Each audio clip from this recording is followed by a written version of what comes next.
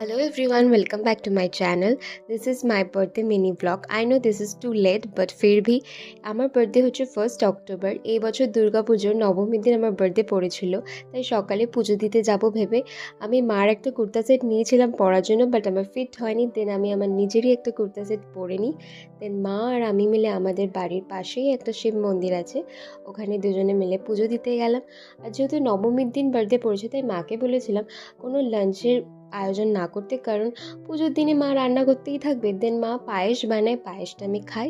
দেন আমি আমার ফ্রেন্ডসদের সাথে লাঞ্চে আমি একটা ক্যাফেতে যাই, পিঙ্ক সুগারে। দেন ওখানে কেক কাটিং করি, আমরা অনেক মজা করি। অ্যান্ড আমার ফ্রেন্ড প্রিয়াঙ্কা আমার জন্য এক বক্স ভর্তি গিফটস এনেছিল, সেটা আমি সেদিনকে ওপেন করিনি, পরে ওপেন করেছি, পরে দেখাবো ভিডিওতে।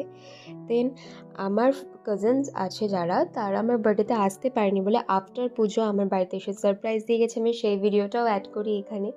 তো আমার বার্থডে নবমীর দিন পড়েছিল, আর অষ্টমীর দিন আমরা সবাই ঘুরতে গেছিলাম।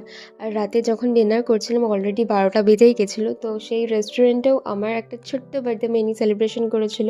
আমার খুব ভালো লেগেছিলো। আশা করছি ভিডিওটা আপনাদের ভালো লাগবে। ভালো লাগলে লাইক, শেয়ার অ্যান্ড সাবস্ক্রাইব করতে ভুলবেন না। Bye bye.